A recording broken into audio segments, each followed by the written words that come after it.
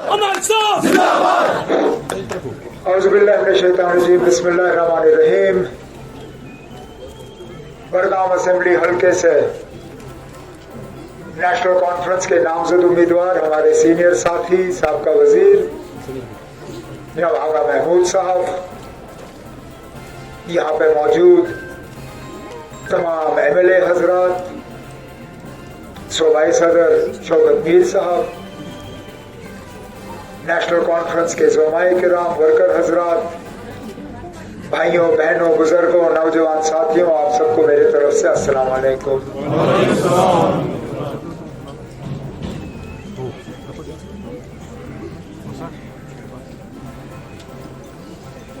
बड़गाम के लोगों ने न वजीर आजम का फैसला करना है, न वजीर आला का फैसला करना है। बड़गाम के लोगों ने, नारवल के लोगों ने ये फैसला करना है कि अगले 4 साल के लिए मौजूदा मेरी हुकूमत के साथ आपके रिश्ते कैसे होंगे। क्या आप जम्मू कश्मीर की तरक्की में बराबर के शरीक होना चाहते हो या नहीं। पहले मैं एक गलतफहमी को दूर करना चाहता हूं।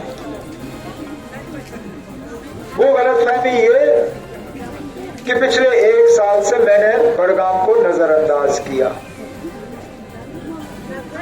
ये हकीकत है कि शायद मैं इतना यहां घूम नहीं सका जितना मैं घूमता था जब मैं बीरवा का MLA था, लेकिन उसके बावजूद मेरी मुकम्मल कोशिश ये रही कि यहाँ काम रुकने नहीं चाहिए। मैं अभी देख रहा था जो इस साल का बजट हमने बड़गाम जिले को दिया, लगभग 16 करोड़ रुपए, जो कि पूरे जिले में सरारे शरीफ के बाद दूसरे नंबर पे आता है। बड़गाम के लिए, बड़गाम असेंबली हल्के के लिए मैंने हुकूमत के तरफ से यहाँ नए कामों के लिए जो है रखे, और इंशाअल्लाह ये मेरा वादा है आपसे, जैसे मैंने पिछली बार भी कहा और आगा महमूद साहब ने कहा, बड़गाम असेंबली हल्के को एक मॉडल असेंबली हल्के के तौर पे हमने बनाना है। अगर इस बार सरारे शरीफ के मुकाबले आप दूसरे नंबर पे आए डिस्ट्रिक्ट के पैसों में, इंशाल्लाह आगा महमूद साहब आपके MLA होंगे तो अगले साल आप नंबर 1 पे होंगे, क्योंकि सही कहा इन्होंने, बहुत कुछ करना है।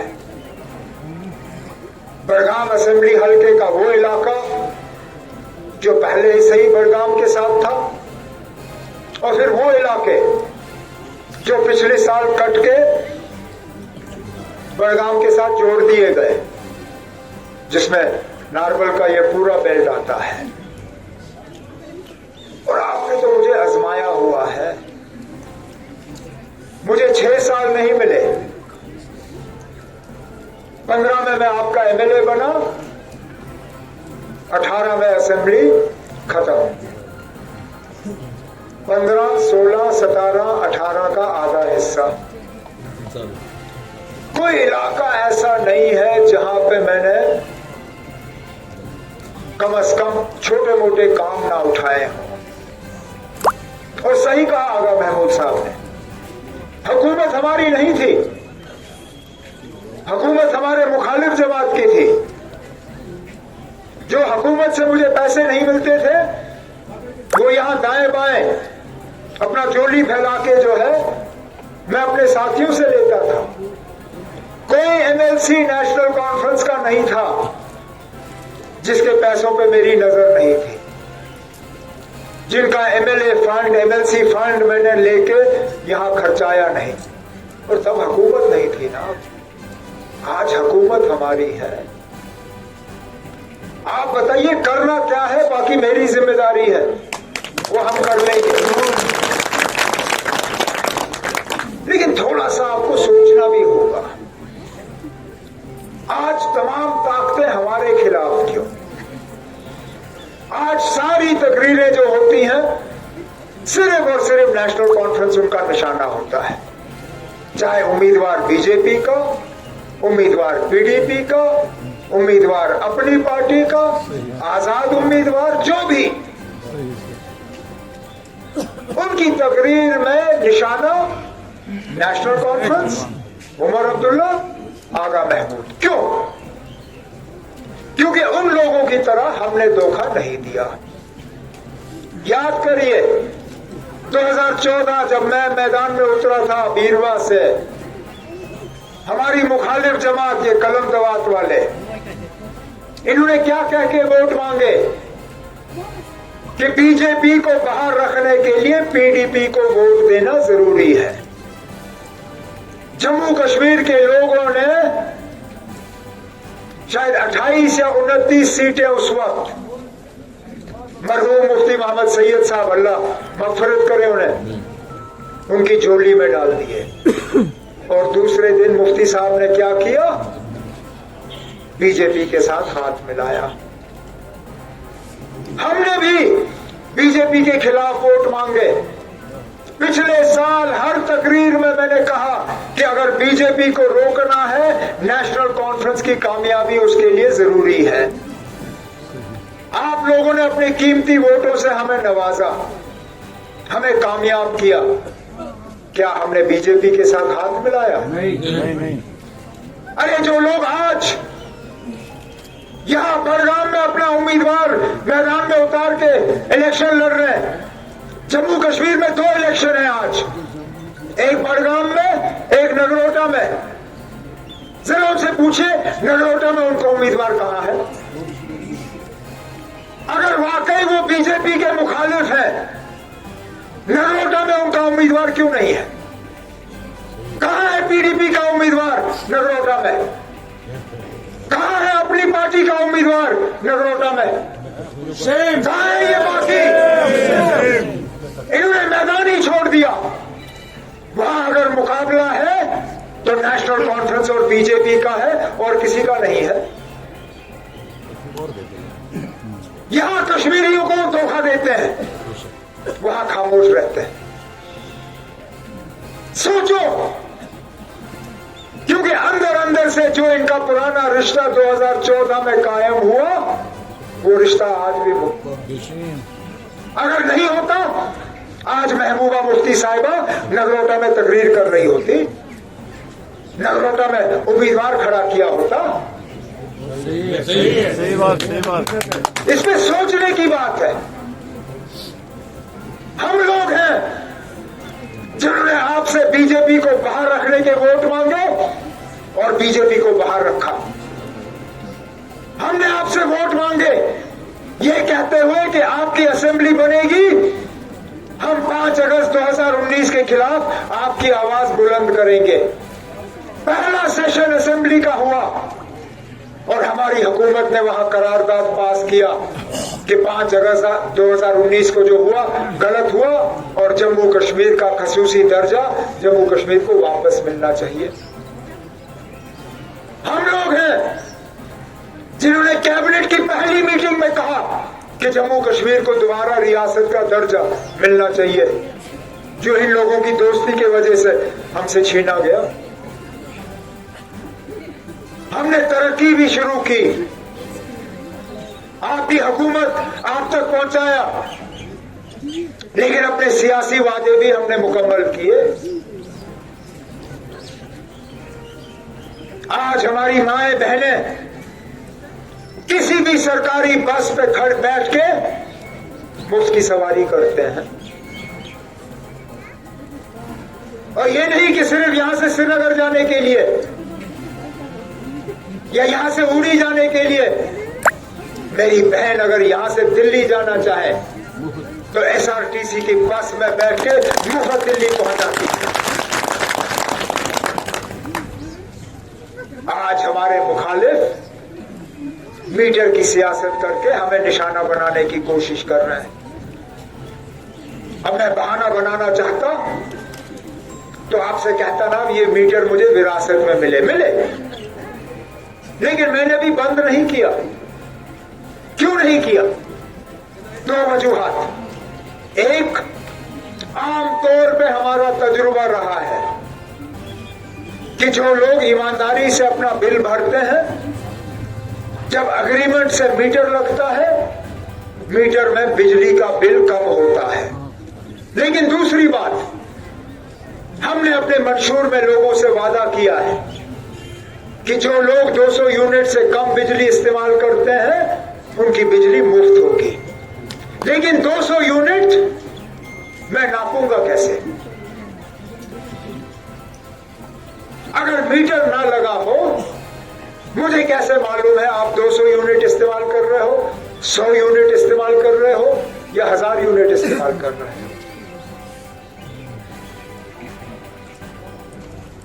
आज भी मैं आपसे कहता हूं, अगर आपको मीटर नहीं चाहिए मत लगाओ, रखो अग्रीमेंट। अग्रीमेंट में बिल बढ़ता रहेगा, वो आप करिए जैसे करना है। लेकिन अगर आपको हुकूमत, क्योंकि आज नहीं तो कल, इस बजट में नहीं तो आने वाले बजट में, ये 200 यूनिट जो है हमने लोगों के हवाले करने हैं। और हकीकत ये है, ये वही मुमकिन होगा जहां मीटर लगा होगा। तो मैं आज दोबारा कहता हूं, मैं आपको मीटर लगाने पे मजबूर नहीं करूंगा, लेकिन कल को जब ये 200 यूनिट देना शुरू होगा और आपके घर पे मीटर नहीं लगा होगा, फिर आप आगा महमूद साहब को पकड़ के ये नहीं कहना ना मुझे बिल क्यों पहुंचाया जा रहा है। तो इनको करने दीजिए अपनी सियासत, क्योंकि ये सियासत करके ये चाहते हैं कि आप भूल जाओ कि इन्हीं लोगों के करतूतों की वजह से आज हम इस दलदल में फंसे हुए हैं। इन्हीं लोगों ने हमें यहां तक पहुंचाया कि आज यूटी की हैसियत से मुझे यहां आपसे वोट मांगने पड़ रहे हैं। नहीं तो क्या कसूर था हमारा? क्या किया हमने? हालात बेहतर किए, लोगों का एक हुकूमत और जमहूरियत में एतमाद बनाया। यही हमारा कसूर, और इसी कसूर के बुनियाद पे तमाम ताकतें, सरकारी, गैर सरकारी, सियासी, सब मिले हुए हैं। क्योंकि इन लोगों का बस चले तो जो थोड़ा बहुत बचा हुआ है ये उसको भी खा करें। और इसलिए आज मैं दोबारा जिस बात पे मैंने अपनी तकरीर शुरू की, मैं वो दोहराऊंगा। आप लोगों ने वजीर आला नहीं चुनना है, आप लोगों ने अपना एमएलए चुनना है, और खुदारा वो एमएलए चुनिए जो हुकूमत के साथ जुड़ा हो। क्योंकि हुकूमत ये हकीकत है, जितना भी कोई इसको मानना पसंद करे, ना पसंद करे, हुकूमत के एमएलए और हिज़्ब इख्तिलाफ के एमएलए में फर्क है। पूछिए, यहाँ नजीर मसूदी, ये नजीर कुरैशी साहब खड़े हैं, डॉक्टर शफी साहब खड़े हैं, मैं हूं। हमने हुकूमत में भी एमएलए का काम किया है, हमने हिज़्ब इख्तिलाफ में भी एमएलए का काम किया है। जब मैं गांदरबल का एमएलए था, हुकूमत हमारी थी, मैंने लोगों का शुक्रिया करने के लिए गांदरबल के लोगों को यूनिवर्सिटी दी। जब मैं बीरवा का एमएलए बना, हिज़्ब इख्तिलाफ में था, नहीं दे सका इतना बड़ा, लेकिन आज बड़गाम के लोगों को कहता हूं, जिस तरह मैंने गांदरबल के लोगों का शुक्रिया किया यूनिवर्सिटी देके, मेरा पूरा इरादा है कि बड़गाम के लोगों का शुक्रिया करूंगा, एक यूनिवर्सिटी दे दूंगा यहाँ पे। इसी के साथ नौजवानों के जीत हमारी, प्ले ग्राउंड, स्पोर्ट्स, लेकिन सबसे बड़ा, कश्मीर में कोई ऐसी जगह नहीं है जहां बड़े क्रिकेट मैच खेलते।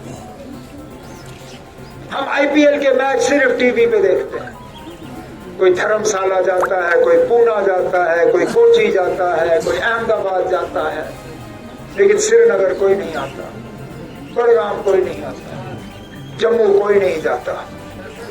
जम्मू का बंदोबस्त कठुआ में हम कर रहे हैं, लेकिन कश्मीर का भी एक न सिर्फ स्टेडियम बल्कि स्टेडियम के साथ वो पूरी एकेडमी, ताकि हमारे बच्चे भी कभी मुल्क की टीम पे खेल सके। अल्लाह गवाह है। और मैं ये बात इसलिए नहीं कर रहा हूं क्योंकि इलेक्शन होने वाले हैं, लेकिन कुछ महीनों से मेरी बात बीसीसीआई के अफसरों से चल रही है और मेरा ये मानना है कि इंशाअल्लाह जब हमें फैसला करना होगा तो कश्मीर के लिए जो बड़ा स्टेडियम और ये क्रिकेट का एकेडमी बनेगा वो बड़गाम असेंबली हल्के में बनेगा। लेकिन ये सब तब मुमकिन होगा जब आप किसी ऐसे एमएलए को यहां से कामयाब करके भेजो जो बिना इजाजत मांगे मेरे दफ्तर में घुस के आपके हकूक के लिए लड़ सके, आपकी तरक्की के लिए लड़ सके, बड़गाम असेंबली हल्के और नारगोल के मुश्किलात को कम करने के लिए लड़ सके। और पूरे मैदान में सिर्फ एक ऐसा नुमाइंदा है, निशान उसका हल, बटन दूसरे नंबर पे और वोट डालने का दिन 11 तारीख है। तो 11 तारीख को बिस्मिल्लाह करके सुबह सवेरे पोलिंग बूथ में जाएं, आगा महमूद साहब और मुझे यहाँ से कामयाब करके भेजिए ताकि जो काम हमने शुरू किए हैं उन कामों को हम आगे बढ़ाएं। इन्हीं अल्फाजों के साथ आपसे इजाजत चाहता हूँ। बहुत बहुत शुक्रिया। अस्सलाम वालेकुम।